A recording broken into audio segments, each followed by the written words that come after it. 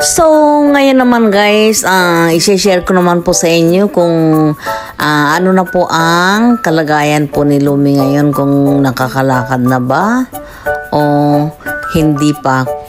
Good morning po sa inyong lahat. Narito na naman po ang inyong Inday the Ems Vlog na walang sawang bumabati po sa inyong lahat.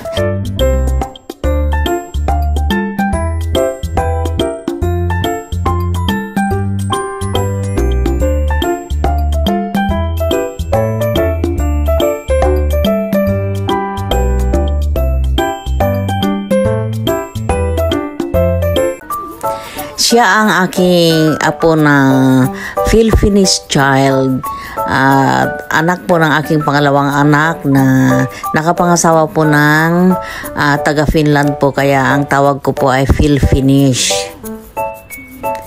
Ang owner po ng La Casa de Rasanen Airbnb, San Fernando, Pampanga, Philippines.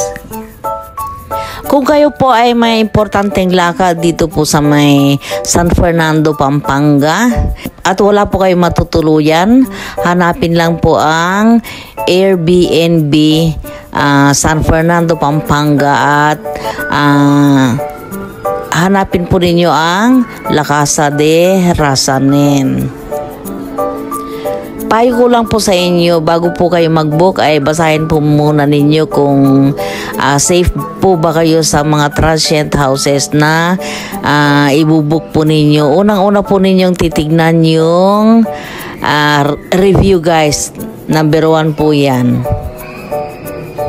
Sa aming transient rooms guys ay igagarantiya ko po sa inyo na safe po kayo. Hindi ko na po ikukwento kung sino kami at kung ano kami. Ang gawin na lang po ninyo, puntahan po ninyo yung website namin sa La Casa de Rasanen at basahin po ninyo yung mga review.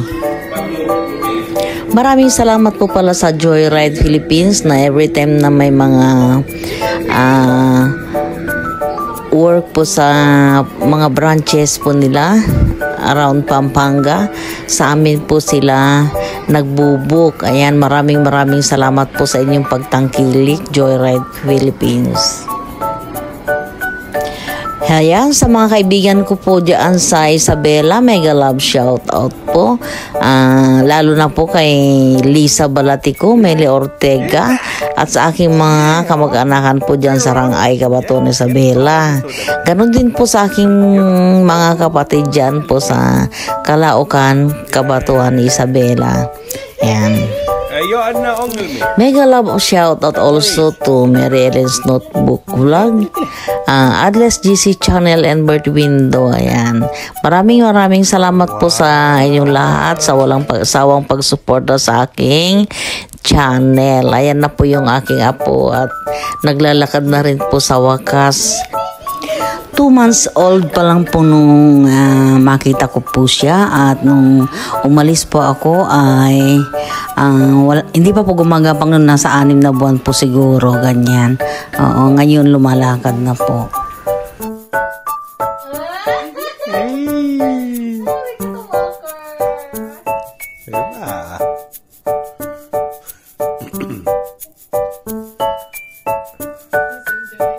Yeah. No stopping anymore.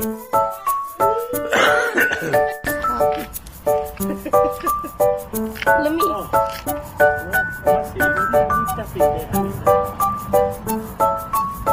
Maybe it's just a bag. Oh. That's cute. Let me.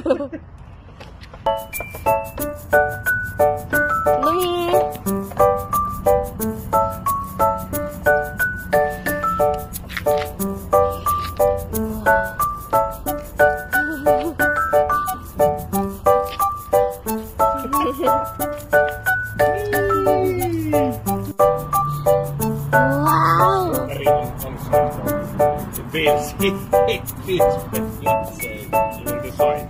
I don't even know this one in here. Is it something that seems to be tight enough? Or maybe I have to check the manual a little bit. You like it? You like it?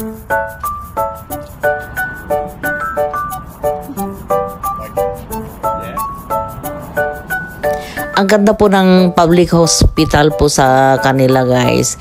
Kompleto po sila, may mga playground din po sila para sa mga bata para hindi po sila naiinip sa loob po ng hospital. Halimbawa, pagaling na po siya, katulad ng apo ko na yan, pagaling na po siya, pinapalaro po siya sa playground. At ang ganda-ganda po ng rooms po ng mga pasyente guys. Ang apo ko mag-isa lang po siya sa isang kwarto. Kumpleto po, meron po yung pangsipsip po ng sipon, ganyan. Kasi kadalasan po yung mga pupunta po sa kanila yung mga may lagnat na may sipon ng mga bata, ganyan. Katulad ng apo ko, hindi po siya makahinga. Kumpleto po, meron din po siyang ano bang tawag doon, pang check kung mababa yung hangin na dumadaloy sa kanyang puso. Kung nakikita po ninyo, may hose po sa bandang kaliwang paa niya. Tapos yung sa kaliwang kamay po niya, meron pong nakabalot. Parang dyan po pinapadaan yung dextrose. At meron din pong basta meron din pong yung mga oxygen po para sa room niya. Kaya wala ka nang hahanapin pa pagdating po sa hospital po na ito. Iba po talaga yung mga hospital dito po sa may Australia. Iba po talaga itong apo ko sa lahat ng mga apo ko guys, kasi nakakapaglaro siya lang mag-isa. Napaka-dependent po niya. Ganun po yata yung mga bata na naiiwan po sa childcare, yung mga nagtatrabaho ang kanilang mga magulang. Sa ibang bansa po, hindi po uso yung mother na sa bahay lamang po. Kailangan po lahat-lahat magtatrabaho. Ang maganda sa kanila guys, yung bayaran ng bata para sa child care ay ang kalahati babayaran po yan ng gobyerno at ang kalahati naman ay sa mga magulang. Kaya tamad ka na lang guys pag ikaw ay nagutom sa ibang bansa katulad sa Australia.